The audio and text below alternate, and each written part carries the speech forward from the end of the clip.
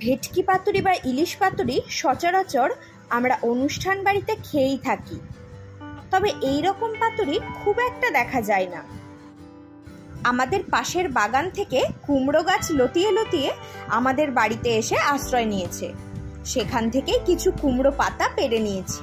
তোমরা হয়তো ভাবছো পাতুরি বানাবো, তাহলে কুমড়ো পাতা কেন দেখাচ্ছি? তবে শোনো, আজ আর কলা পাতা নয়, এই কুমড়ো পাতা দিয়েই পাতুরিটা বানিয়ে দেখাবো। আর বাজার থেকে নিয়ে আসা হয়েছে রুই মাছ। মাছগুলোকে খুব ভালোভাবে পরিষ্কার করে নিতে হবে।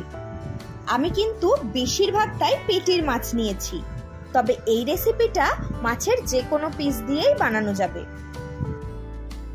এবারে মাছগুলোকে একটা ছোট পাতিলেবুর রস আর 1 টিস্পুন নুন দিয়ে খুব ভালোভাবে মেখে ম্যারিনেট করে রাখবো 30 মিনিট মতো।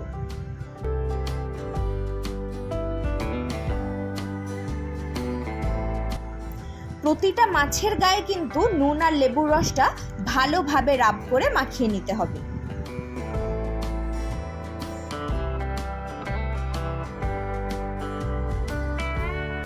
আর মোস্ট ইম্পর্টেন্ট, কুমড়ো পাতাগুলো কিন্তু খুব ভালোভাবে ধুয়ে নিতে হবে।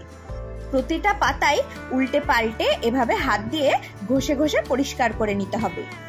পাতুরিতে কলা পাতাটা ফেলে দিয়ে শুধু ভেতরের মাছটাই আমরা খাই, তবে এইভাবে পাতুরি বানালে কিছুই বাদ যাবে না, মাছের সাথে কুমড়ো পাতাটাও খেতে পারবে। আর পাতার পেছনের এই মোটা শিরাগুলোকে এইভাবে কেটে বাদ দিয়ে দিতে হবে, যাতে পাতুরিটা খুব সহজেই রান্না হয়ে যায়।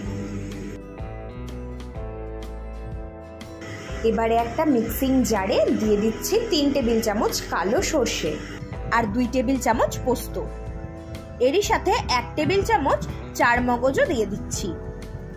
7-8টা কাঁচা লঙ্কা আর জল অ্যাড করে এটার একটা স্মুথ পেস্ট বানিয়ে নেব। আর পেস্ট হয়ে গেলে সর্ষে পোস্তর পেস্টটা একটা পাত্রে ঢেলে নিচ্ছি। এবারে একটা অন্য পাত্রে 2 টেবিল চামচ টক দই নিয়ে খুব ভালোভাবে ফেটিয়ে নেব। আর তারপর এই ফেটিয়ে নেওয়া টক দইটাও অ্যাড করে দিচ্ছি সর্ষে পোস্তর মধ্যে। আর দিচ্ছি 1 টিস্পুন হলুদ গুঁড়ো আর 2 টিস্পুন লবণ আর বেশ খানিকটা কাঁচা সর্ষের তেল। আমি এখানে 4 টেবিল চামচ সর্ষের তেল ব্যবহার করেছি।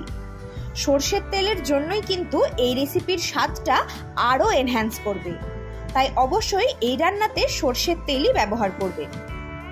এবারে এই সব কিছু ভালোভাবে মিক্স করে পাতুরির মিশ্রণটা রেডি করে নেব। এবারে পাতুরিগুলো বানানোর জন্য একটা কুমড়ো পাতা নিয়ে তার উপরে যে মশলাটা বানিয়ে রেখেছি তার থেকে 1 চামচ দিয়ে দেব। তার উপর একটা মাছের পিস রেখে আবারও একটু মশলা উপর থেকে দিয়ে দেব।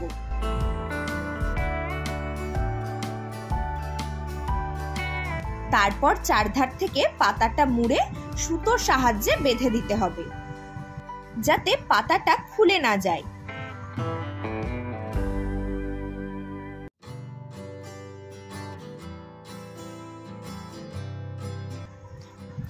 ভিডিওটা একটু ভালোভাবে লক্ষ্য করলেই বুঝতে পারবে পাতুরিগুলো আমি কিভাবে বানিয়ে নিচ্ছি। তোমরা চাইলে কিন্তু প্রতিটা মাছের সাথে একটা করে কাঁচা লঙ্কা দিয়ে দিতে পারো। যারা ঝাল খেতে পছন্দ করো তাদের এই ফ্লেভারটা আরো ভালো লাগবে। ব্যাস, তাহলে সব পাতুরিগুলোও রেডি করে নিয়েছি। এবার শুধু সেঁকে নেওয়ার পালা।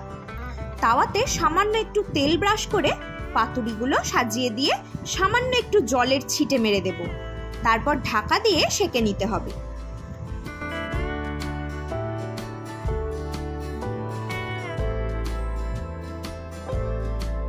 প্রায় 15 মিনিট ধরে লো টু মিডিয়াম হিটে উল্টে পাল্টে পাতুরিগুলো কুক করে নিতে হবে। আমি 2টো ব্যাচে সব পাতুরিগুলোকেই সেঁকে নিয়েছি।